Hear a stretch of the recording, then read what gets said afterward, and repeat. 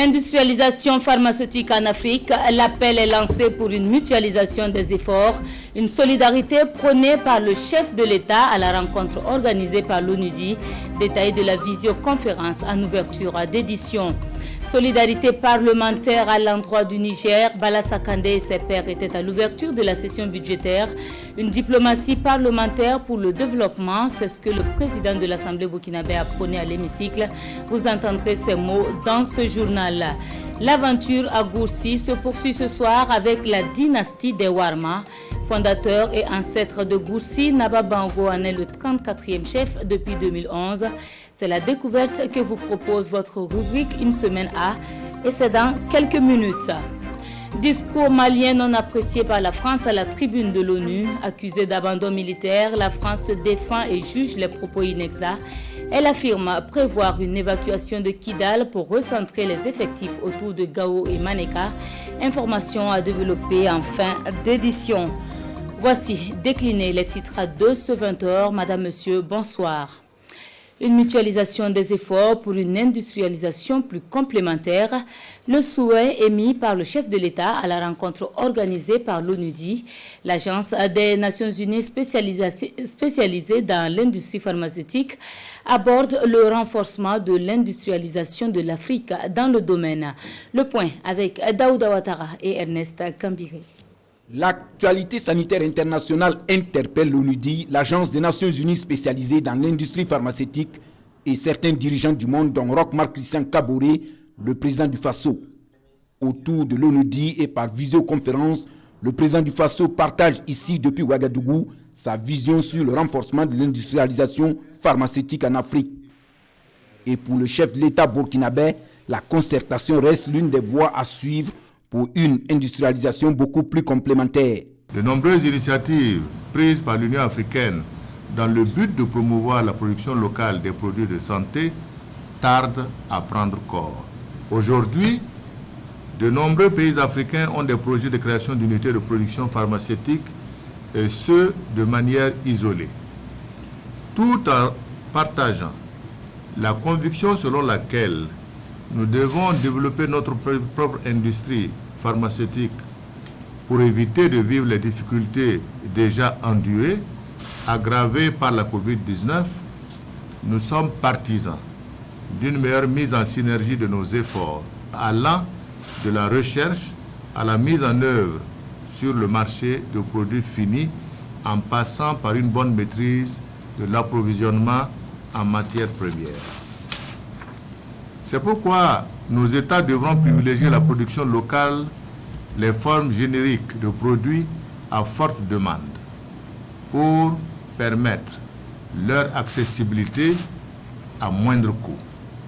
Par contre, pour les produits de spécialité, les vaccins et d'autres produits coûteux, cela gagnerait à faire l'objet de partenariats entre les pays d'une même sous-région dans le but de mutualiser les efforts d'investissement.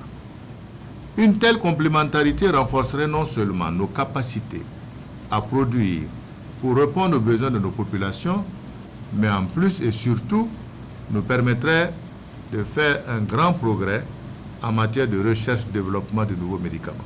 Depuis la pandémie de la COVID-19, un intérêt certain pour l'Afrique est observé par des investisseurs de l'industrie pharmaceutique, et cette nouvelle donne devrait, selon Roch-Marc Christian Kaboré, être encadrée par des pouvoirs publics dans une approche de partenariat. Nous pensons qu'il faut travailler à créer des partenariats actifs, aussi bien au plan international que national.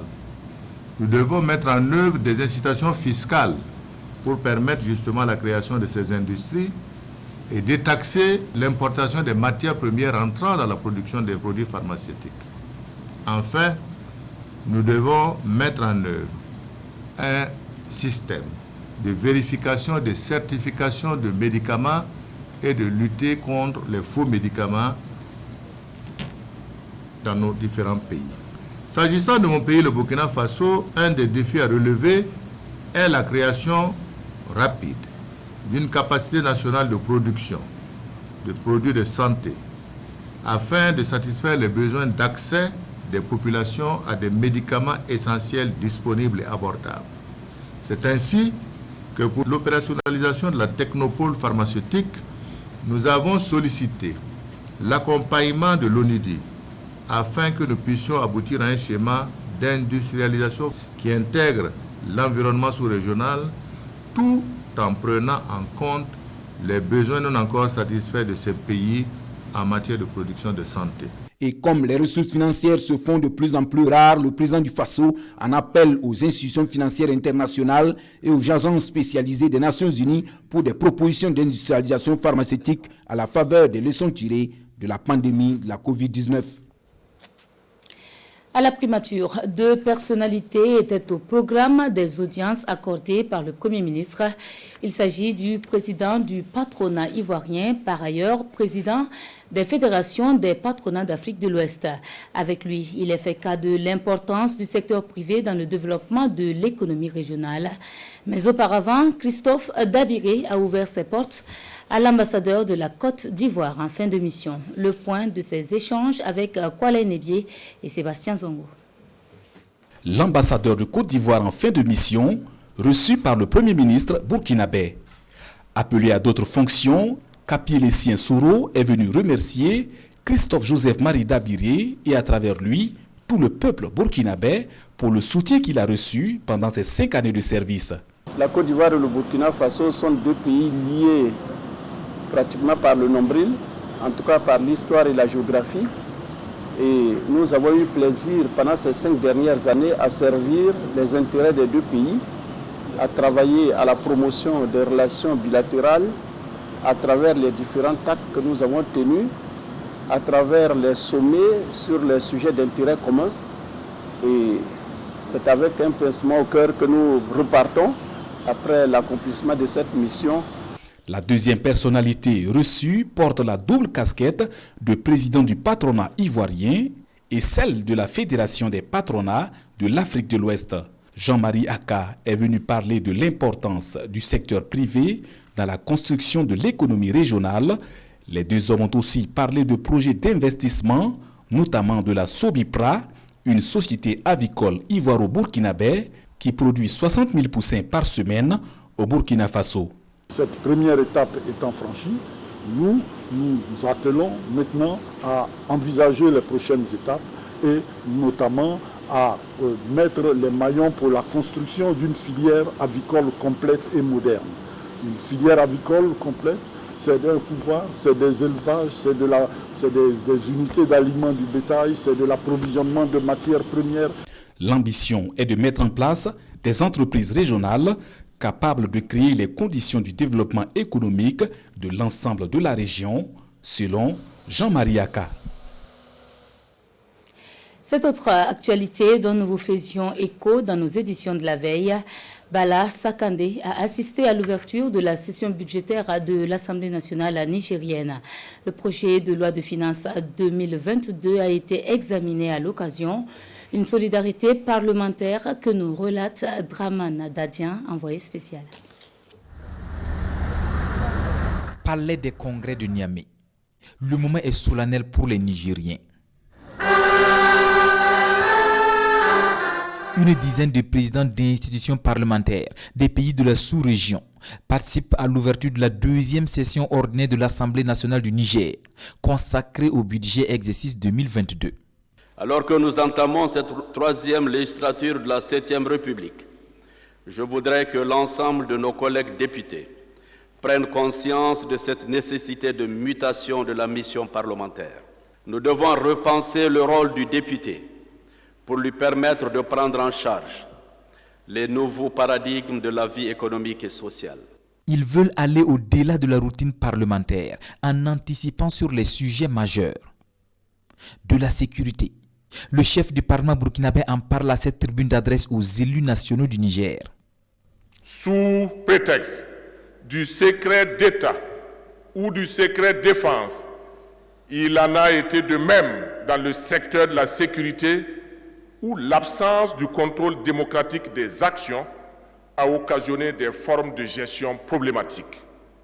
C'est pourquoi l'implication effective des parlementaires dans la gouvernance du secteur de la sécurité ne doit pas être perçue comme une intrusion de profanes dans un domaine réservé, mais plutôt comme une des exigences de la lutte contre le terrorisme.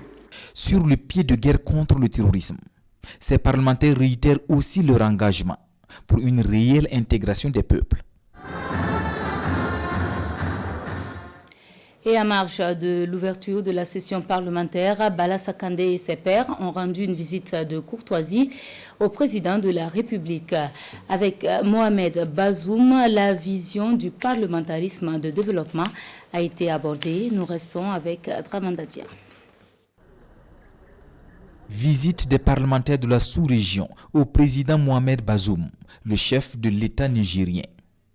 Au-delà de la simple courtoisie, ils sont là pour mieux expliquer leur concept de diplomatie parlementaire. Il nous a encouragés dans cela parce que nous ne prenons pas en charge ce qui revient à l'exécutif. Nous essayons d'accompagner les exécutifs dans ce que nous faisons. Et donc il était important que nous puissions en tout cas venir le saluer, en tout cas avoir ses conseils, ses orientations aussi.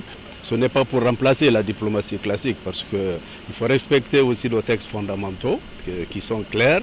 Il y a la séparation des pouvoirs entre l'exécutif, le parlementaire et le pouvoir judiciaire, mais c'est un apport de plus. C'est aussi, cela permettra également au Parlement de prendre en compte tous ces problèmes qui assaillent aujourd'hui nos différents pays et de manière générale l'Afrique. Intégration économique et sécurité.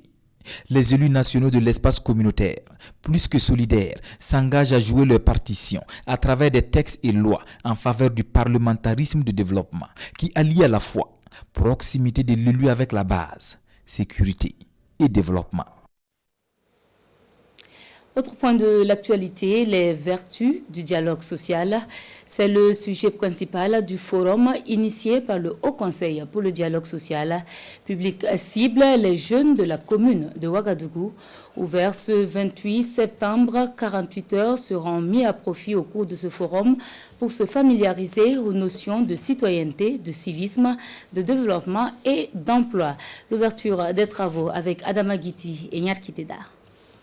77,9% de la population burkinabé a moins de 35 ans, rapporte le ministre de la Jeunesse à l'entame des travaux du Forum des jeunes de Ouagadougou. Une jeunesse toujours au cœur des mouvements et autres manifestations de rue, poursuit le ministre Thiem Touré, dont les propos sont corroborés par le président du Haut Conseil du dialogue social. Pour le professeur Domba Jean-Marc Palme, la fronde sociale est en ébullition depuis 2011 et il faut trouver vite une solution, d'où la mise sur pied du Haut Conseil du dialogue social. C'est d'ailleurs son institution qui initie ce forum pour un nouveau départ du vivre ensemble. À travers ce forum, ils comprendront la nécessité du dialogue social et ils reconnaîtront les vertus de ce dialogue social afin qu'on puisse discuter des différentes questions et qu'on puisse promouvoir le dialogue social à tous les niveaux, national, régional, y compris dans l'économie informelle. Pendant des jours, ces responsables des mouvements associatifs de jeunesse venus des 4 coins de la ville de Ouagadougou vont échanger sur la citoyenneté, le civisme, le développement et l'emploi des jeunes, ainsi que les vertus du dialogue social. Et si l'on veut instaurer un esprit de dialogue de manière globale au niveau du Burkina Faso, il faut que les jeunes soient fortement sensibilisés dans ce sens-là. C'est pourquoi je salue donc cette initiative qui vise à sensibiliser les jeunes et particulièrement donc les responsables donc des mouvements et associations de jeunesse sur les vertus donc du dialogue. Les jeunes vont également aller à l'école du développement et du dialogue social Made in Japon. Ils ont des jours pour se parler, s'écouter et se comprendre pour poser des jalons du changement en faveur de la paix.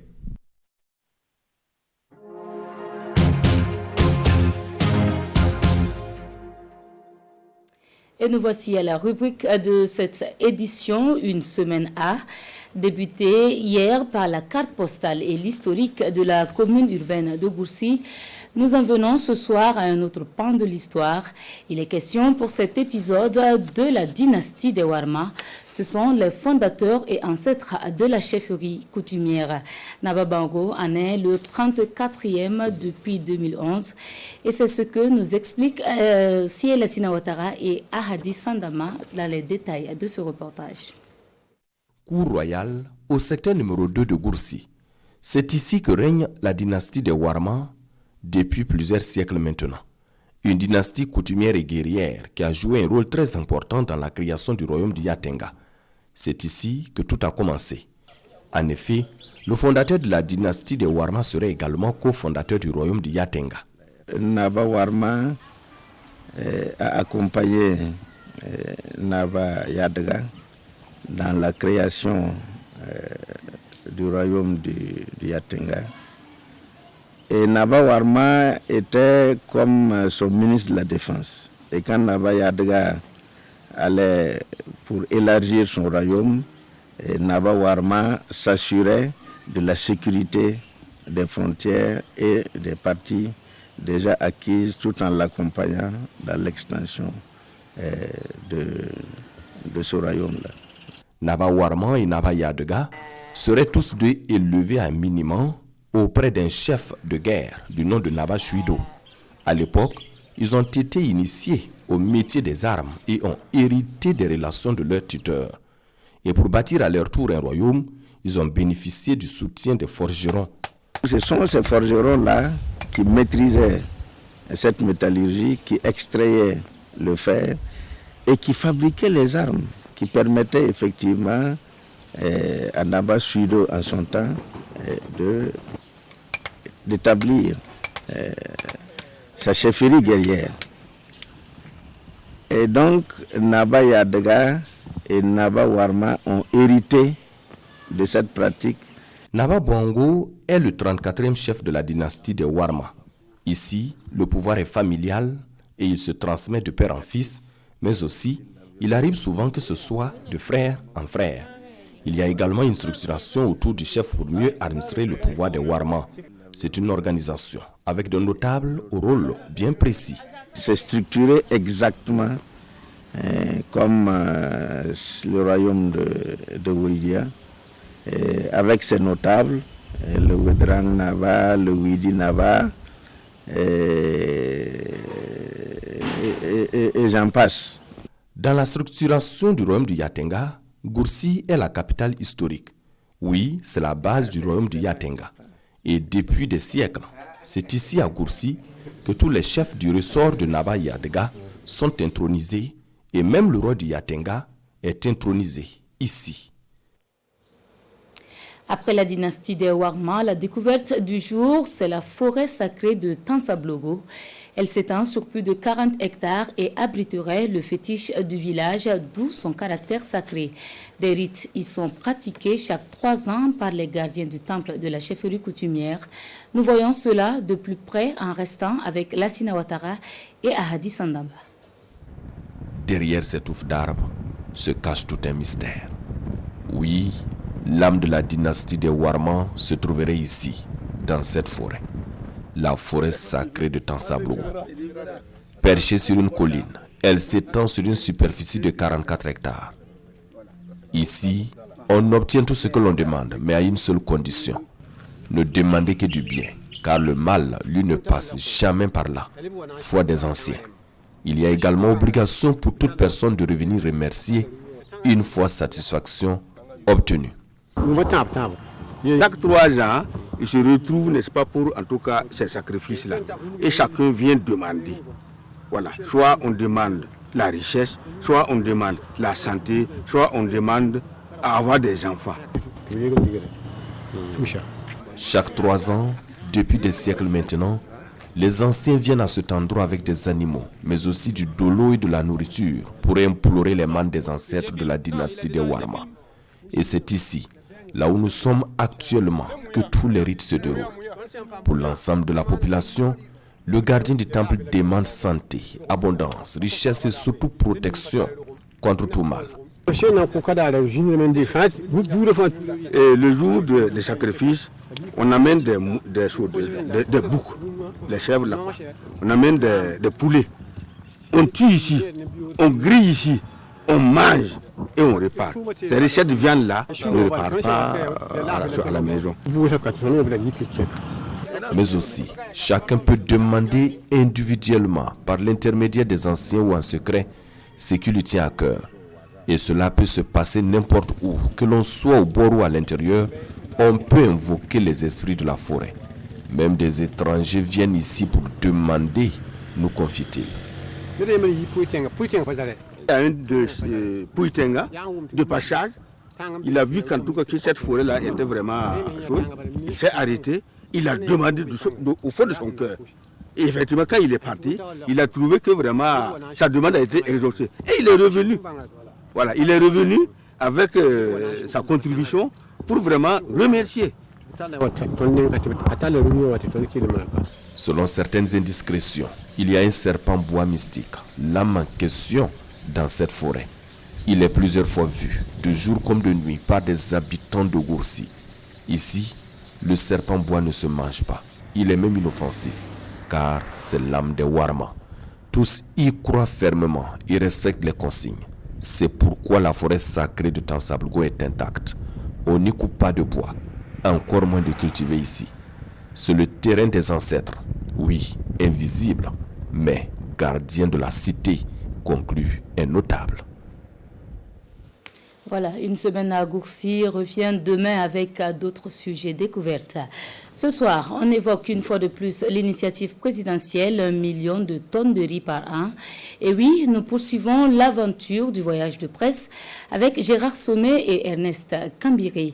Focus ce soir sur la région agricole des Hauts-Bassins.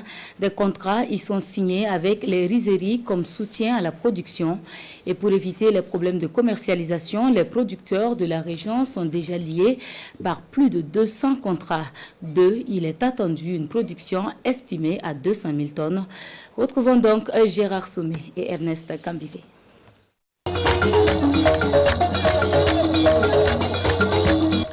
Elles peuvent chanter, taper des mains et esquisser quelques pas de danse. Au son de la musique du terroir, les productrices du bas-fond rizicole de Sanan dans le Kénédougou, région agricole des Hauts-Bassins, peuvent célébrer. Célébrer l'implémentation réussie de l'initiative présidentielle, produire 1 million de tonnes de riz paddy par ici en seulement 2 ans. Sur 450 hectares entièrement emblavés, pour 100 hectares aménagés, Omar Traoré et les membres de sa coopérative peuvent regarder croître leur production rizicole et implorer Dame Nature pour une bonne moisson. 1800 tonnes de riz paddy sont attendues sur ce site avec des contrats d'achat déjà en main. Nous avons signé des contrats pour nous assurer que la production ne va pas rester entre nos mains. Ça rassure les membres et ça tire la production vers le haut. Le contrat, c'est très simple. Dès le départ, on s'entend, on fixe un coût. Et il y a 2 fois où même ces rizeries ont pris les producteurs avec de la semence qu'ils veulent et aussi avec les intrants. Et souvent même, ils ont des contrats avec nous pour le suivi.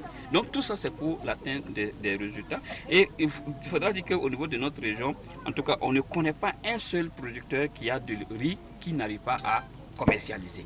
Pour 2021-2022, près de 200 contrats ont été signés avec des rizeries comme soutien à la production. La production du riz est très rentable. L'année dernière ici, nous avons vendu notre production à plus de 300 millions de francs CFA sur la base des contrats avec des unités de transformation. La filière est très porteuse. Autre élément à même de tirer la production vers le haut, ces unités agroalimentaires qui décortiquent, transforment le riz paddy et qui affirment aujourd'hui leur importance dans la mise en œuvre de l'initiative présidentielle en partenariat public-privé. En sport, 27 étalons convoqués pour la double confrontation d'avec Djibouti les 8 et 11 octobre. Il s'agit des 3e et 4e journées des éliminatoires de la Coupe du Monde Qatar 2022. La liste a été dévoilée ce jour, 28 septembre, par le truchement d'une conférence de presse. On note le retour de Bertrand Traoré au sein de la sélection. À la découverte de la liste de Kamou Malo avec Daouda Ouattara et Alain Didier Compaoré. Pour cette double confrontation contre les requins de Djibouti, le sélectionneur national Kamou Malo n'a pas fait trop de chamboulements par rapport à son effectif des 2 premières journées. Ainsi, au niveau des gardiens de but, Hervé Kofi, Babayoure Sawadougou, Sofiane Farid Ouedraogo et Ben Idriss Traoré ont eu la confiance renouvelée du technicien burkinabé. À la défense, Issouf Dayo, Steve Yago, Soumaïla Ouattara, Issa Kabouri, Abbas Oula, Herman Nikema, Patrick Malo ont été confirmés.